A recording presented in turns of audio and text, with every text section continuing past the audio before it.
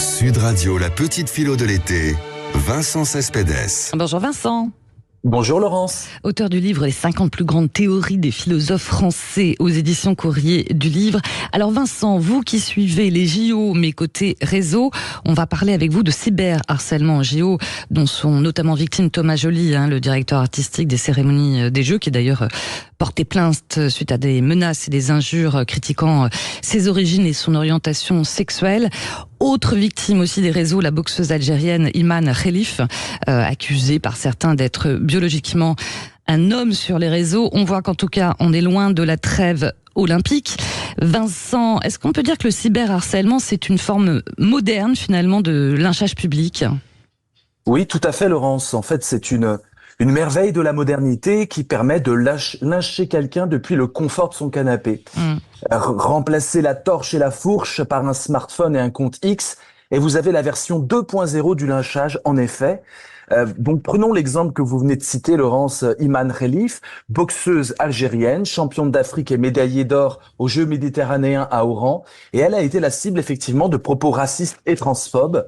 Après son combat de 46 secondes contre l'Italienne Angela Carini, Iman a été injustement accusée d'être un homme déguisé en femme simplement parce qu'elle ne correspond pas aux critères de beauté occidentaux, et ne sous-estimons pas un réel racisme à l'œuvre. C'est là que le cyberharcèlement montre son vrai visage, une foule anonyme, armée de smartphones, prête à juger et à exécuter en quelques clics. Alors Jean-Jacques Rousseau voyait dans la volonté générale une forme de bonté collective, et il serait surpris de voir cette même volonté dégénérer en un torrent de haine en ligne. Ouais, c'est ça. Faut rappeler que, en fait, en ce qui concerne la boxeuse Iman Khelif, en fait, elle est une athlète hyper androgène, c'est-à-dire qu'elle est née femme, mais qu'elle présente un taux élevé d'hormones mâles, c'est ça en fait. Oui, tout comme certains basketteurs dépassent les 2 mètres par des caractéristiques physiques et physiologiques qui leur est propre. Donc en fait, tout ça c'est du prétexte, et on voit quand le cyberharcèlement est attisé par des figures populaires comme Elon Musk ou J.K. Rowling, la mère d'Harry Potter, et par leurs tweets, ils ont en fait attisé les flammes de la haine connective. Leurs propos mal informés ou délibérément fallacieux deviennent des armes dans les mains des harceleurs. Ouais, on a vu même Trump et puis également Giorgia Meloni qui ont d'ailleurs dénoncé des compétitions non équitables. On voit que c'est une controverse sociétale et politique finalement. C'est ça, c'est exactement. C'est la différence entre le harcèlement traditionnel et le cyberharcèlement. Ouais. Le premier implique une présence physique et des violences directes, tandis que le second est virtuel et tout aussi dévastateur. Les attaques en ligne peuvent mener à une détresse psychologique sévère, des troubles anxieux, voire des pensées suicidaires. La loi française d'ailleurs est claire. Le cyberharcèlement est un délit passible de 2 ans de prison et 30 000 € d'amende. Donc, oui, le cyberharcèlement est une forme de lynchage public. Il utilise la technologie pour amplifier les préjugés et les haines dans notre société, pour transformer des moments de célébration, comme les JO, en spectacle de violence numérique. Iman Khelif, en subissant ces attaques, incarne la lutte contre cette barbarie cybermoderne. Les JO, c'est pas anodin, symbole de paix et d'unité, ça devient carrément une espèce de plateforme de cyberharcèlement en ce moment.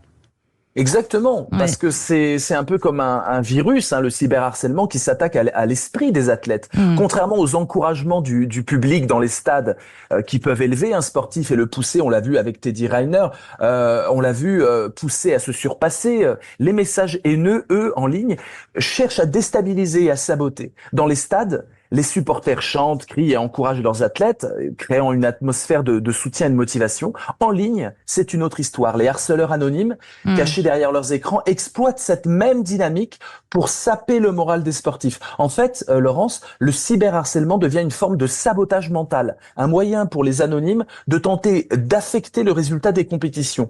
Et cela montre bien que derrière la façade de la morale sportive vendue par les médias, il y a une réalité beaucoup plus sombre, une absence totale de fair play et une volonté de voir son pays gagner à tout prix, souvent au détriment de l'intégrité et de la santé des athlètes. Ouais, forcément. Vous parlez de sabotage mental, Vincent Cespedes, qui va jouer forcément sur des athlètes comme Iman Khelif, qui a d'autres combats aussi encore à jouer forcément.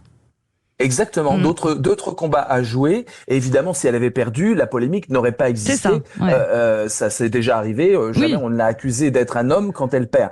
Perdre devant une Italienne dans un contexte où une certaine forme de racisme et de colonialisme mental est exacerbée, fait d'elle la bouc émissaire. Je parlais d'ailleurs à un de ses amis d'enfance qui essayait de la conseiller depuis l'Algérie. Et c'est extrêmement compliqué. On a beau montrer des photos, etc. Quand vous êtes accusé de quelque chose, c'est le principe de la chasse aux sorcières, c'est extrêmement dur de démontrer. Allez démontrer, Laurence, que vous n'êtes que vous êtes une femme et pas un homme, c'est beaucoup plus compliqué. Ouais. Puis c'est l'intime, c'est l'ordre de l'intime. D'ailleurs, ça met assez dans l'embarras quand même les fédérations sportives. Alors exactement, c'est une catastrophe. On a affaire, alors le cyberharcèlement, vous évoquiez, Laurence, le cas de Thomas Joly, le directeur artistique des cérémonies d'ouverture des JO. Il doit faire face effectivement à une vague de cyberharcèlement homophobe et antisémite. Il est évident que les réseaux sociaux jouent un rôle crucial dans la diffusion et l'amplification de ces attaques. Donc, il y a plusieurs choses à faire. D'abord, réfléchir Comment mieux se protéger et protéger les victimes de cyberharcèlement, c'est la question qui se pose à chaque fois. À chaque fois, donc rappelons des évidences et essayons d'aller plus loin. D'abord, il faut imaginer des algorithmes intelligents, capables de détecter les messages haineux avant qu'ils n'atteignent leur cible, un peu comme des cerbères modernes qui auraient enfin appris à garder les portes de l'enfer numérique. Donc les algorithmes, c'est un peu nos nouveaux Cerbères, ça doit le devenir, et ils ont encore besoin d'un bon dressage, force est de constater. Ensuite, la modération humaine renforcée. Rien ne vaut l'œil humain pour repérer les nuances de la haine. Ensuite, une politique de tolérance zéro, adopter des politiques strictes pour bannir les harceleurs récurrents. Un troll averti en vaut deux, mais un troll banni, c'est encore mieux. Je dirais aussi un support psychologique, bien sûr, et juridique, offrir un soutien aux victimes, parce que mettre un pansement sur une plaie numérique nécessite plus qu'une simple ligne de code.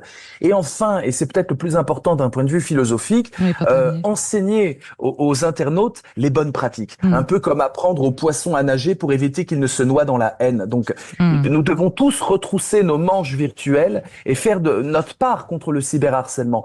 Le philosophe Kant pourrait nous rappeler que notre devoir est d'agir de manière à ce que notre comportement devienne une loi universelle. En d'autres termes, soyons un peu moins trolls et un peu plus sages. Waouh! Ce sera le mot de la fin. Merci beaucoup, Vincent. Merci, Laurence. Merci. On vous retrouve bien sûr le week-end prochain.